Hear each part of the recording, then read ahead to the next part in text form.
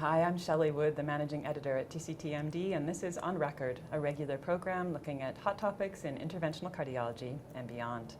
My guest today is Rasha Al-Lamee, and our topic is 30 years of radial interventions. I have been doing this far too long because I had no idea that radial had been around at least this long.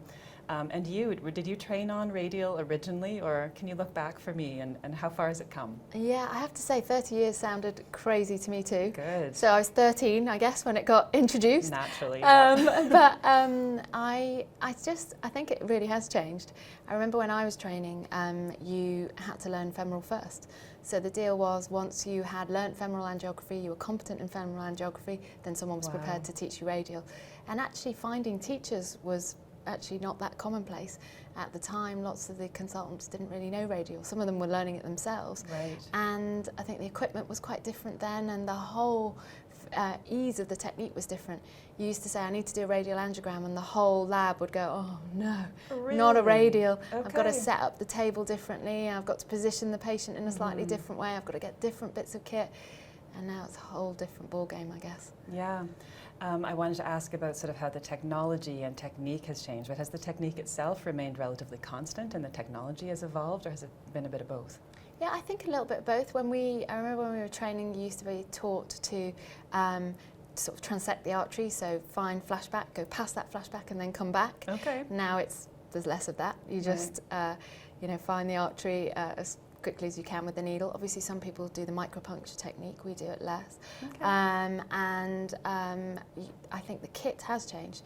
We now have hydrophilic sheaths, long sheaths, we have sheathless guides to help us, and obviously we have the ability to upsize, which I guess we didn't have before, so that we can now use larger sheaths so that we can use bigger bits of kit and be able to use guiding catheters that are much bigger. Okay, and appropriate for the patients along the way.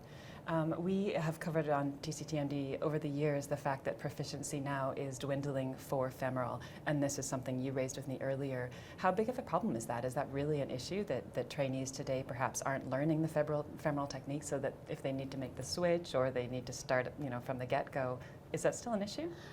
It is an issue, I think, and I think it's going to increasingly become an issue as even the consultants who are training them do less and less of the femoral procedures. So I remember I was taught in training, even once you become a radial operator, find those cases where it's appropriate to do femoral so that you can stay in the loop. But these days, I mean, those cases were often graft cases, for example, and now many of us would, even for our graft cases, opt for a radial approach. Right. And we might choose left-sided radial if we thought that they had a Lima graft and kind of adapt things. So I do worry a little because, of course, we still need large bore access. Right. And for those who are training in structural, of course, it is really important to learn about femoral access. But, I hope that there's still going to be enough expertise to keep that going. I think we've also become much better at the femoral approach, so we would never do a blind puncture in our institution. Right. We'd always use ultrasound guidance. Okay. And again, lots of people are using micropuncture for the femoral approach. So, even the safety of the femoral procedure has changed a lot from my time. Those types of things. Yeah. Okay. I imagine it's difficult to explain to patients who may have heard, oh, it's radial, you'll be out of here in 4 hours, that if you then do need to resort to femoral, there's going to be a longer hospital stay, presumably. I mean, how much of the conversation with patients has changed over the years? Yeah, so I think it's changed in both ways. You have those patients who their last angiogram was femoral, and they remember that they had to be in bed for a certain amount of time. Right. And, they were sort of stationary for a while, etc. And you tell them, they don't want actually, to go home. Right. You're going to have a radial procedure. It means you can be sat in a chair, you can come back to that chair, and then from the chair you go home. So you kind of have that conversation. But we do in our institution consent everyone for the possibility that it'll convert to femoral. Right. It's rare that happens, I have to say, but they all need to be aware. And where I think it might be likely to happen, we often drape for both the femoral and the radial so that we can quickly convert, so it's not so much of an effort in the lab to kind of... Or a sense of failure somehow for the operator or the patient. Yeah. How much has it changed then the ability of hospitals to provide the service and to have earlier discharge and accommodate patients? The sheer number you could do in a day, presumably that's changed. Yeah, so I think the advent of radial bays and that ability to cram in more patients into smaller amounts of space has really changed things. And so in our institution, we've got a bay, they sit in chairs. Okay. Obviously that means that we need far less space than if we needed physical beds. Sure. And the patients all sit around each other, they can talk to each other during the day. Mm-hmm. There is that feeling, I guess, that the procedure that they're having is less scary for them. Okay. And then they're sitting in their clothes, they gown up just in time for the procedure, and then they get changed and go home not long later. So I think it has facilitated the procedure, and I think during COVID that was fantastic because of course bed space was paramount. Totally. And so yeah. being able to be efficient and get certain patients out quickly meant that we could keep doing our procedures and not have as much delay. I always think when I hear about interventions becoming simpler and perceived as simpler and easier, that patients may be less likely to want to then stick with their medical regimen and that type of thing. Is that a problem? Yeah. That people just think, oh, I'll just get it fixed? And So I think that's absolutely true. Okay. And I think the other issue, we've certainly had that with post-MI patients.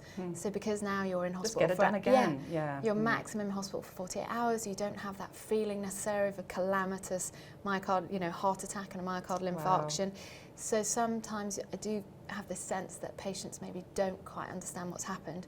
Then we rely on cardiac rehab to really educate them when they go home as to how important it is to stick to their meds and their lifestyle modification.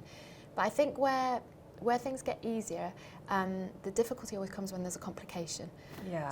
So and we've certainly had that, I've seen that. Suddenly there's a complication, and yes, the patient had been consented to the complication and the possibility of this happening. But it still but comes I a bit out guess of left it's field. still out of a blow, especially if they were sat in a chair. They were just sitting preparing here. to just go home, Yeah. and now something's happened that was unexpected. So yeah, there is something about that for sure. All right, so we've had 30 years. Is this a procedure that can continue to evolve? Will sheaths get smaller? What would be, if you had to predict, the next innovation that will change the space? Well, I think what would be really interesting is if we can get larger bore access through the radial, and whether we can adapt, or whether we can ever get to a point where we'd be able to do more complex procedures, even percutaneous valve procedures via the radial. I don't know if that's coming, but that would be a space that would really change practice if we could really move to, the devices becoming smaller and the sheath within the radial becoming such that it could take it. I mean, that I think would be an interesting space. All right, so more to learn, I'm sure, in the years to come. Thank you so much for telling me a bit about it today. Thank you very much, Shelley. And thank you for watching On Record.